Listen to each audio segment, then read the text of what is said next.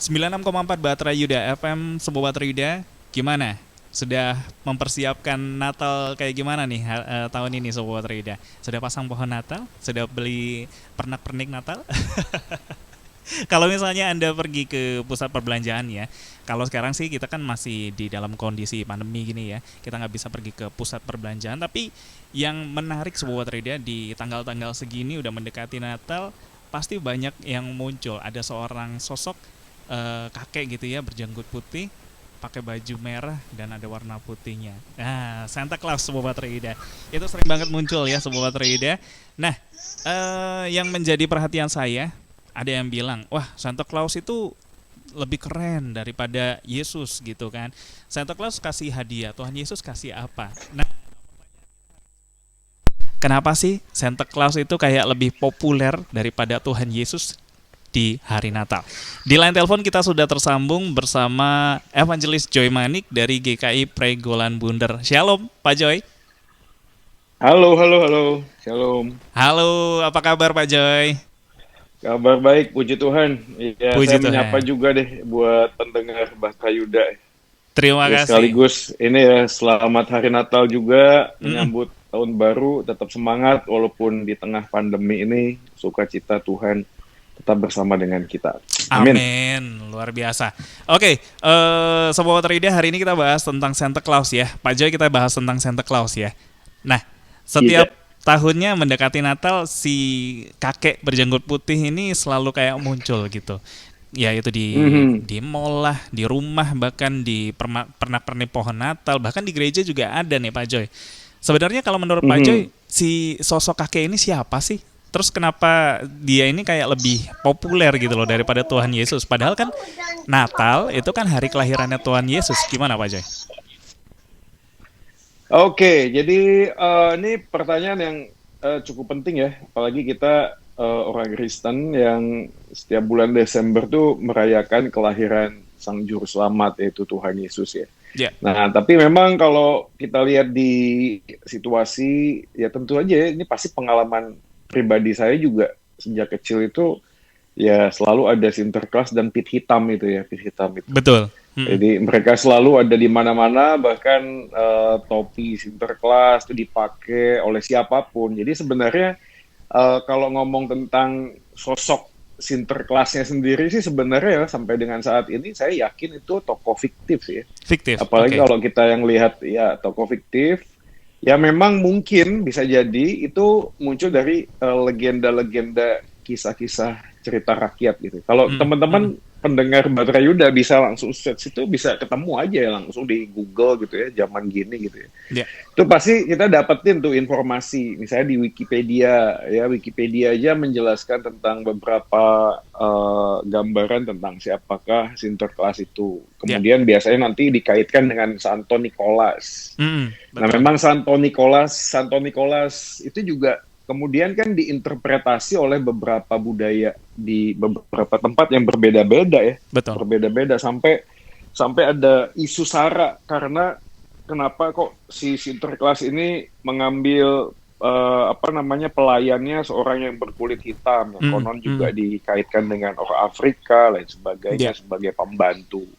Jadi ada satu diskriminasi kulit putih dan kulit hitam sampai sampai begitu gitu. Mm-mm. Jadi kalau ngomong tentang Santo Nicholasnya sendiri itu juga menjadi kisah-kisah yang memang ada unsur kebaikan, ada unsur membagikan sesuatu, yaitu memang misalnya dari apa nih kisah Kristen kuno katakanlah Ya. demikian ya. Mm. Ada orang yang terkenal dengan segala kebaikannya itu memberikan hadiah kepada orang miskin Mm. misalnya. Mm. Lalu dikatakan di sana dia sangat religius, mencurahkan hidupnya untuk Kristen di beberapa tempat di Eropa, Belanda, daerah Belanda, Belgia, Austria itu digambarkan sebagai uskup ya Ya. berjanggut dengan jubah resmi ya. Mm. Nah, Mm. ini semuanya gambaran cerita-cerita rakyat yang sebenarnya juga kalau kita ngomong tentang konteks Indonesia ya kita juga punya misalnya Malin Kundang.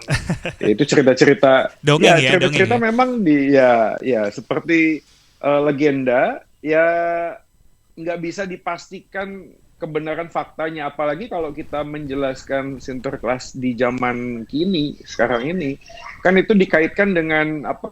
Kereta rusa ya, kereta rusa yang terbang ya. Lalu kemudian yang menaruh apa di kaos kaki, lalu besok paginya sudah ada hadiahnya, Ya. dan lain sebagainya. Kalau sudah sampai ke sana, saya yakin itu semuanya fiktif sih, ya, semuanya fiktif. Hmm. Walaupun di dalam kisah-kisah cerita lama ini selalu ada makna kebaikannya, misalnya Malin Kundang, ya gitu juga ada gitu loh, ada Ya. kisahnya. Tapi sosok pribadinya yang ironisnya adalah si Sinterklas ini kemudian lebih populer dari fakta sejarah yang lain, yaitu Yesus Kristus itu Nah, sendiri ya. itu dia. Bahkan ada beberapa orang Kristen justru malah mungkin berpikir ya Sinterklas sama Yesus sama-sama legenda gitu loh. Maksudnya ini juga cuma kisah yang berkaitan dengan cerita rakyat yang ada di Yerusalem dan sekitarnya gitu, kemudian dijadikan sebuah inspirasi tentang kebaikan waktu Yesus datang dengan kesederhanaan, lalu juga tidak ada yang menyambut, lalu waktu lahir tidak ada tempat untuk dia bisa lahir,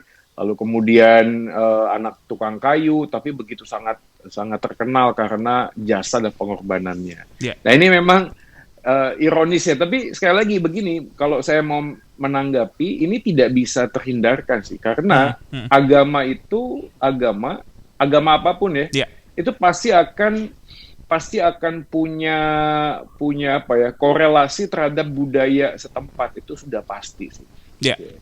Makanya waktu kita lihat tentang agama, saya selalu yakin orang yang beragama itu belum tentu meyakini apa yang dipercaya oleh agama itu sendiri. Yang jangan-jangan yang dipercaya itu bukanlah fakta kebenarannya, tapi lebih kepada ornamen-ornamen di sekelilingnya yang memberikan kita itu sukacita gitu. Ini kan sedih ya, cukup sedih gitu ya. Apalagi beberapa teman kita, saudara kita yang berbeda agama dengan kita, misalnya bukan dari Kristen gitu ya, kemudian melarang penggunaan seperti pohon Natal di mall, atau beberapa karyawannya nggak boleh pakai topi Sinterklas gitu. Kita sendiri yang Kristen tuh jadi agak bingung loh, ada apa? Ini kan juga nggak diajarin di Kristen, malah orang yang non Kristen malah menganggap itu adalah ornamen Kristen gitu loh.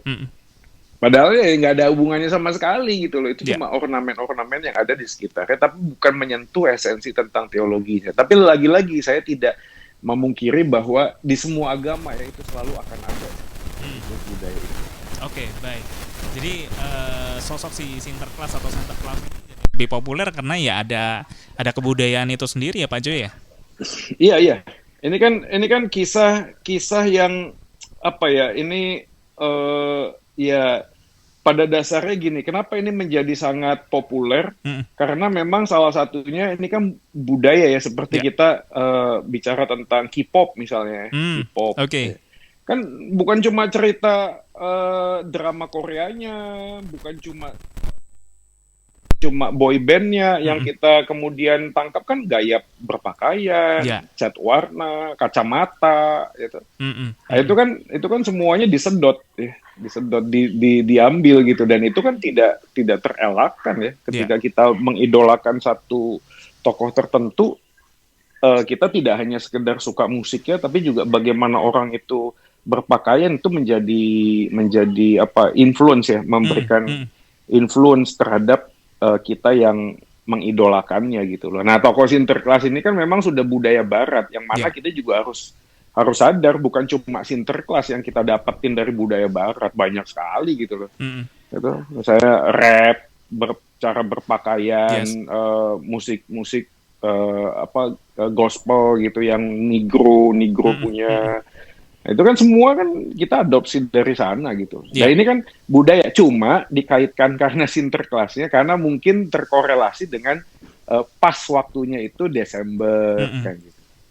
Apa dengan Natal, dengan akhir tahun, apalagi ada sale, ya, kan. Itu udah cocok kan gitu. Christmas sale gitu kan. Kan udah cocok kan. Jadi untuk bisa marketingnya ya pakai baju Iya. Sinterklas lah supaya ada nuansanya gitu. Oh, oke. Baik, baik, baik. Saya pernah lihat deh, Pak Joy, di satu konten ya, waktu saya nyari tentang hal ini. Ada, Mhm. bukan di Indonesia, ini bukan di Indonesia, kontennya sebuah trader, jadi orang luar negeri, Pak Joy. Dia bikin sebuah kayak blog gitu ya, di blognya dia bilang, clearly Santa Claus is better than Jesus. Bahkan dijabarkan tuh, Wah, ya. Yesus ini ngasih apa sih? Santa Claus kasih hadiah. Ini lebih nyata, bilang kayak gitu. Nah, Iya, iya, iya. nah, berangkat dari hal ini Pak Joy, berangkat dari hal ini sebagai kita sebuah trader juga, apa sih yang seharusnya kita lakukan mengenai si Santa Claus ini? Sikap apa yang harus kita ambil? Apakah kita oke, kita anti deh, nggak boleh sama sekali pakai ornamen Santa Claus atau kayak gimana nih Pak Joy? Sikap kita? Oke, nah ini pertanyaan Jonathan ini sangat penting dan saya Hmm, pikir ini menjadi esensi percakapan kita sih waktu kita membahas tentang Sinterklas. Jadi yang pertama begini, ketika kita bicara tentang budaya, ya, maka selalu ada namanya itu worldview, sudut pandang dunia. Setiap manusia tuh punya melihat bagaimana budaya yang ada di sekitar kita. Nah, sebagai orang Kristen, kita tentunya kan misalnya di Amsal 27 ya kalau nggak salah ya, for the Lord give wisdom katanya. From his mouth, dari mulutnya itu come knowledge and understanding. Dari mulut Tuhan itu muncullah pengetahuan dan pemahaman, pengertian. Artinya kita memang sebagai orang Kristen harus mempunyai daya kritis ya, penalaran yang baik terhadap apa yang terjadi di sekeliling kita. Misalnya contoh kasus ini yang kita sedang bahas tentang Sinterklas adalah sosok yang baik, misalnya tadi dikatakan oleh Jonathan, apa yang Tuhan Yesus sudah kasih misalnya. Tapi waktu kita lihat Sinterklas, kita harus paham bahwa dalam konsep kebaikan itu tidak bisa dinilai dari sekedar perbuatan, tapi dari motivasi. Nah, kita tahu di Sinterklas, di konsep Sinterklas, kebaikan itu diberikan kepada anak-anak yang memang diajarkan juga untuk baik. Jadi ini bahasanya tuh retribusi ya, retribusi tahu ya. Jadi ya, hmm, balasan transaksi. Jadi kalau saya baik, saya dapat hadiah. ya, Gitu. Jadi pada waktu kita bicara tentang Sinterklas, Sinterklas hanya memberikan hadiah kepada anak yang baik. Oleh hmm, karena hmm, itu, kamu harus jadi baik supaya dapat hadiah. Dan ini bertolak belakang dengan konsep kekristenan. ya, Konsep kekristenan, Tuhan Yesus justru mencari orang yang berdosa, bukan orang sehat yang membutuhkan tabib, tapi orang sakit. Nah, Alkitab mengajarkan bukan karena kita baik, Tuhan itu mau menyelamatkan kita, menebus dosa kita. Enggak gitu loh. Tapi karena anugerah Tuhan kan, kasih karunia Tuhan, Efesus 2, 8-10. Itu udah clearly jelas bertolak belakang ya, dengan apa yang diajarkan atau yang dipahami dalam konsep kebaikan kekristenan. Dan saya yakin juga ini menjadi peringatan buat kita orang Kristen, karena sadar atau tidak, kita ini berasa bisa ke surga itu karena jasa kebaikan kita gitu loh. hmm, hmm, Ini kan jadi problem. Ada berapa banyak orang Kristen kalau ditanya misalnya, kamu bisa masuk ke dalam surga itu dengan apa? Ya jawaban paling banyak ya yang saya ya, dapat, ya. ini subjektif ya.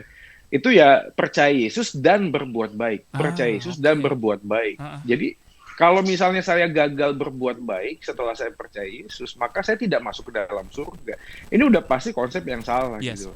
Kita ini berbuat baik bukan untuk masuk surga, tapi karena mengucap syukur karena sudah diselamatkan oleh anugerah Tuhan. Hmm, Jadi kan ini kan dua hal yang berbeda ya. Nah, ya, tapi banyak orang Kristen yang berpikir kalau mau masuk surga kita harus berusaha berbuat baik.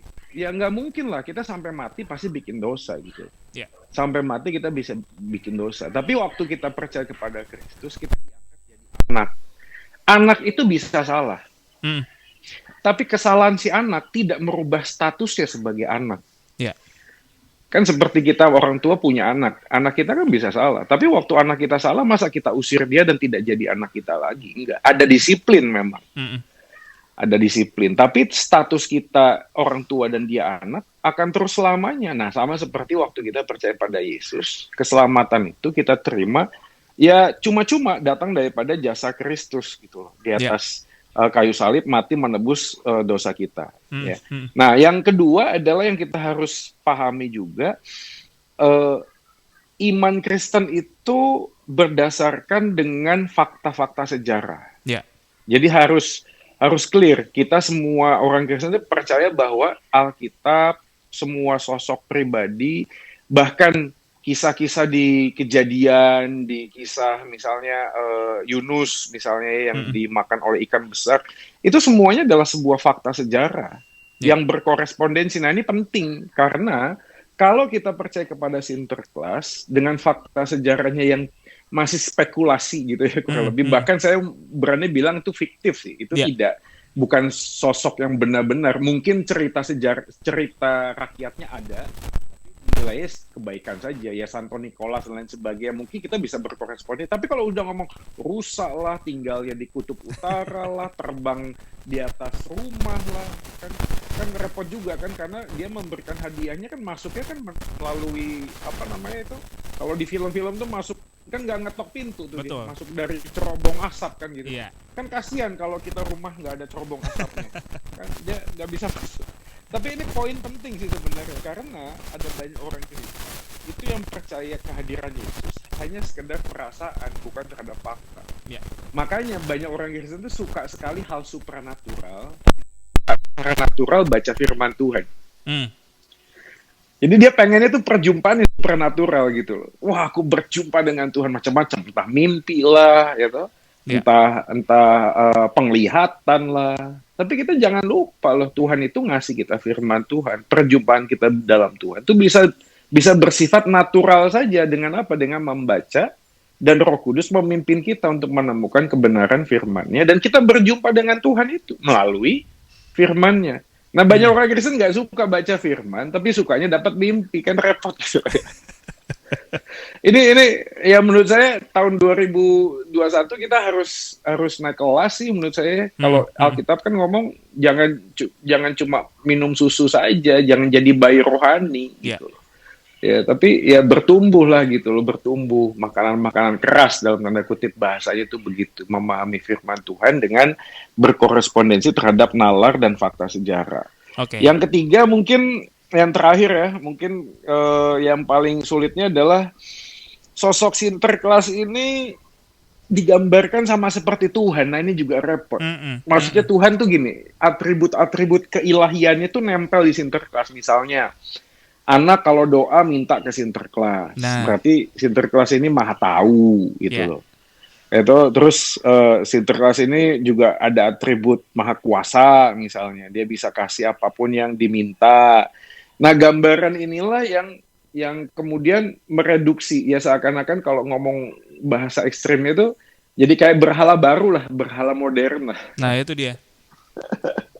Berhala modern yang tadi Jonathan terus singgung dari awal sih, jadi lebih populer karena kita berharap sesuatu dari Sinterklas, tapi nggak pernah belajar untuk memberi yang terbaik kepada Tuhan. Karena itu tadi, konsep berhala kan gitu. Konsep berhala adalah kalau kamu sembah dia akan memberikan apa yang kamu mau.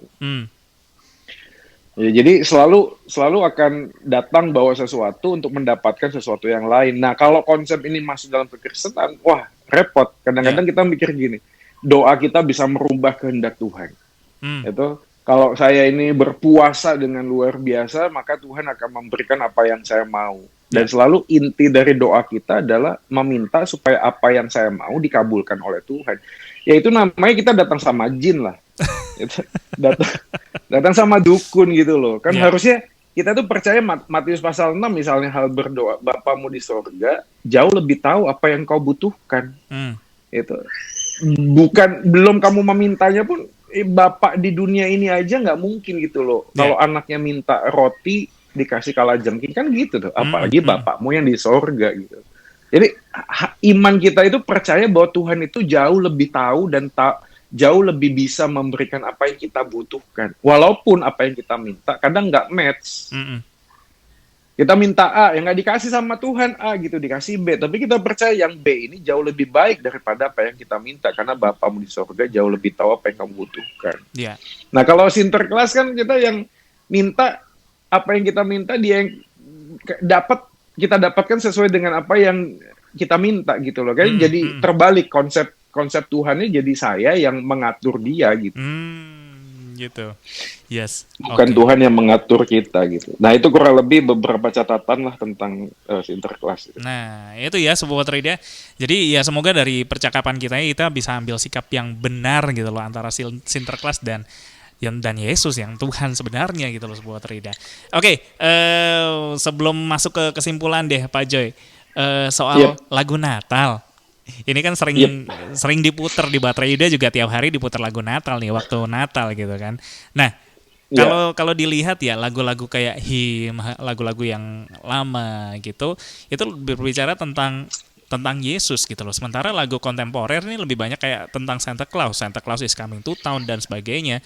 Nah, sikap Iya. kita gimana nih Pak Joy sama lagu ini? Nggak boleh dinyanyiin atau gimana nih? Oke. Bagi saya sih gini ya, itu tadi ya sudut pandang dunia kita sebagai orang Kristen, kita ini kan ada di dunia tapi bukan dari dunia. Katakanlah begitu ya. Kita Setuju. sudah ditebus, kita lahir dari roh, kita sudah milik Tuhan. Bahasa Paulusnya tanah air surgawi kita adalah di sana, tapi Mm-mm. kita masih ada dalam dunia nih. Jadi waktu kita masih ada di dalam dunia, tugas kita adalah menjadi garam dan terang. Gitu. Jadi kalau menjadi garam dan terang, respon kita apa? Begini, hal-hal yang sifatnya itu ornamen-ornamen, tidak hal yang prinsip, ya, yang tidak punya makna apapun, Mm-mm. ya kita bisa lakukan dan kerjakan, kita terima saja gitu loh. Ya. Tapi bukan sebagai bentuk pertumbuhan iman kita, enggak gitu loh. Ya ini kan sama seperti musik, katakanlah tadi yang kita singgung. Musik itu apa sih? Paling enggak kan ada dua hal di dalamnya. Yang Mm. pertama adalah notasi, bunyi-bunyian, ritme, kan gitu. Do, re, mi, fa, sol, la, si, do. Yang mana kalau kita bicara tentang itu, ya semua agama ya do sama dengan C, orang Kristen do sama dengan C, sama saja bunyinya. Bunyinya ya begitu gitu loh. Not 135 yang dipencet, bunyinya do sama dengan C. Mm. Nggak berarti do sama dengan C-nya orang Kristen itu terdengar lebih merdu gitu kan. Kan enggak loh. Iya. Ya sama saja kan. Tapi yang kedua adalah syair. Nah, syair ini itu kan representasi jiwa, Mm. representasi teologi, representasi ungkapan dan sebagainya. Kalau kita masuk ke Mazmur misalnya, kan Iya. Mazmur ngomong bicara tentang apa yang terjadi dalam dirinya dalam konteks relasi dia kepada Tuhan kan Mm. gitu. Mm. Jadi waktu manusia itu jatuh dalam dosa, problem utamanya adalah ini. Problem utamanya kita tidak lagi bisa punya satu prinsip esensi yang benar tentang siapa Tuhan gitu. Mm. Jadi kalau kalau katakanlah musik gitu ya, musiknya bagus. Kita percaya musik yang bagus pun datang daripada hikmat dari Tuhan gitu. Iya. Itu wahyu umum lah kan. Matahari terbit buat orang jahat, buat orang baik gitu. Mm. Ya kepintaran juga diberikan oleh Tuhan kepada semua orang yang percaya Tuhan dan tidak percaya Tuhan. Bahkan orang ateis juga pinter-pinter kan gitu. Iya. Diberikan. Nah, tapi kita percaya itu wahyu. Tapi kepintaran dari Tuhan itu karena dosa tersebut tidak digunakan untuk dikembalikan kepada hormat kemuliaan nama Tuhan. Mm. Akhirnya gini, musiknya bagus, syairnya ya kalau kita ngomong nggak usah lagu Natal saja. Beberapa lagu modern hari ini kalau kita mau kritisi itu luar biasa. Misalnya Bruno Mars misalnya, ya. Mm. Mm. Versace on the floor misalnya. Kalau kita betul-betul lihat, ini kan nggak jelas apakah itu pernikahan atau enggak kan. Itu Betul. kan seperti lagu Boyz II Men misalnya. I will make love to you ya itu kan. Close your eyes, terus apa gitu ya. Pokoknya telanjang dan seperti ada hubungan seksual dan sebagainya. Itu kan gambaran cinta dunia. Mm. Mm. Tapi kalau saya ditanya, suka nggak musiknya? Ya saya suka musiknya gitu loh.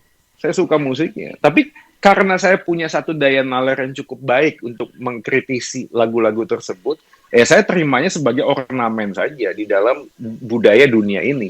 Ya kita juga nggak bisa jadi orang yang aneh gitu loh. Kalau kita jadi orang aneh dan menarik diri terhadap dunia, gimana kita bisa berfungsi sebagai garam dan terang? Wah, itu Jadi pertanyaan yang pohon menohok. Natal, iya betul ya, pohon Natal gitu loh, Sinterklas itu kan without meaning. Mm. Ya. Mm. Sama saja seperti kamu pakai baju kan, pakai Iya. bajumu itu kan juga culture. Kacamata Korea itu kan juga culture, itu kan Betul. budaya. Mm. Kan kita nggak bisa ngomong itu bukan yang nyiptain, bukan orang Kristen, nggak ada hubungannya sama Tuhan, nggak juga sih. Kan repot kalau kamu mau nolak ornamen-ornamen ya semuanya kita harus tolak, kan susah jadi freak. Ya, saya pernah melakukan itu dulu waktu saya SMA. Oke. Baca koran nggak boleh karena ada dosa, nonton TV nggak boleh gitu loh. Iya. Ini nggak boleh, wah nggak bisa hidup gitu loh dalam dunia ini gitu loh, nggak bisa hidup. Karena konsep itu tadi, sudut pandang dunianya melihat culture itu bukan ini, all truth is God's truth kan, semua kebenaran Allah. Ya termasuk kepandaian, kepintaran, model, tren, mode, semuanya itu juga datang daripada Tuhan menurut saya. Cuma kita harus belajar mengkritisi, jangan sampai begini, yang penting itu pohon Natalnya, gara-gara pohon Natal gereja berantem. Nah ini kan udah nggak jelas. Betul. Gitu, udah nggak, bukan esensi lagi gitu. Mau Mm-mm. pasang ya sebagai bentuk ornamen ya sama saja lah, seperti kamu pasang bunga di mimbar lah gitu katakanlah. Mm-mm.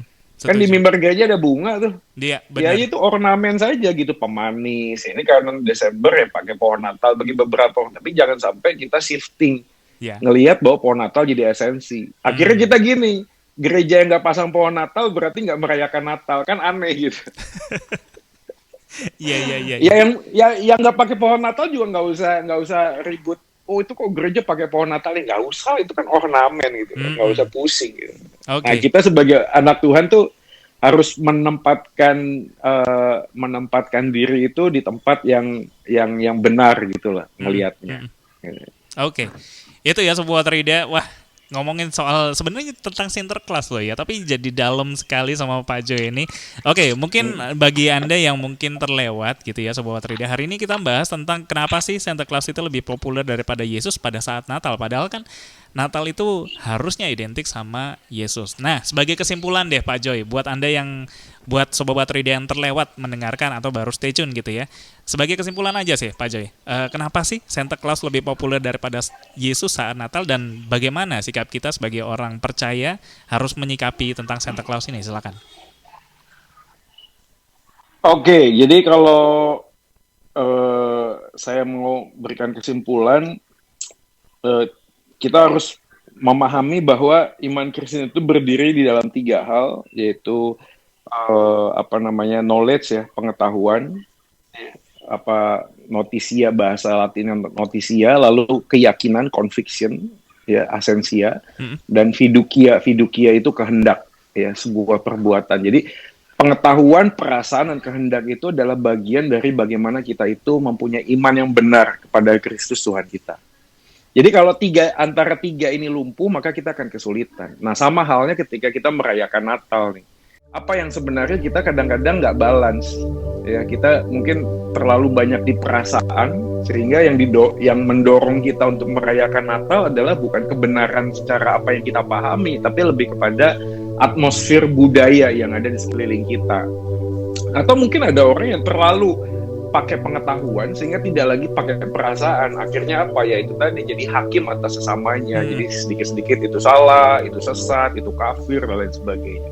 Atau yang ketiga, kita jadi orang yang fanatik, pakai kehendak aja tanpa pengetahuan atau perasaan. Jadi cuma follower aja, ngikut-ngikutin. Dan buat saya, teman-teman Bahtera Yuda pendengar sekalian, dalam merayakan Natal ini, marilah kita kembali kepada firman Tuhan. Ya, marilah kembali kepada firman Tuhan, melihat bagaimana bahwa Kristus yang datang itu suatu kali akan datang kembali, kan ada Maranatha ya. Sekaligus kita mengingat dia akan datang kedua kali, tapi bukan lagi dalam bentuk bayi, itu dalam pribadi bayi, tapi menjadi raja.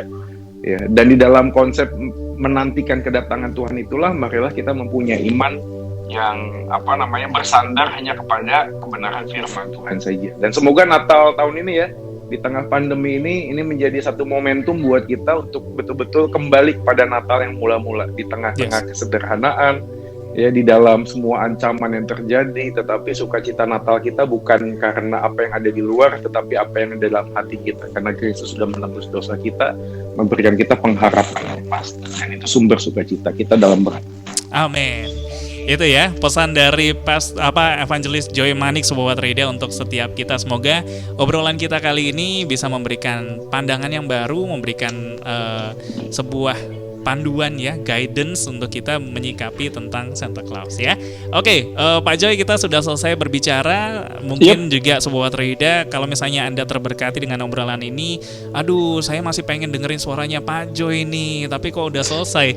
Tenang, di YouTube bisa sekalian lihat wajahnya Pak Joy di situ ya. Masih aktif ya Pak Joy ya di YouTube ya? Masih aktif. Oke, sebuah trivia, kalau misalnya Anda mau pergi ke YouTube, silahkan Anda bisa cari Joy Manik, jangan lupa di subscribe, dan kalau di Instagram nama juga sama di @joymanik. Saya Eja di JOYMANIK. Disambung ya sebuah trivia di @joymanik. Oke, Pak Joy, terima kasih banyak sudah Thank you. sudah mau dihubungi. Kita ketemu kayaknya tahun depan deh Pak Joy. Yap. Soalnya udah Natal Oke. di Desember. Oke, thank Ya. you. Tuhan Merry Yesus Christmas memberkati. sekali lagi Jonathan. Tuhan Merry Christmas memberkati juga. Thank you Pak Joy. Tuhan Yesus memberkati.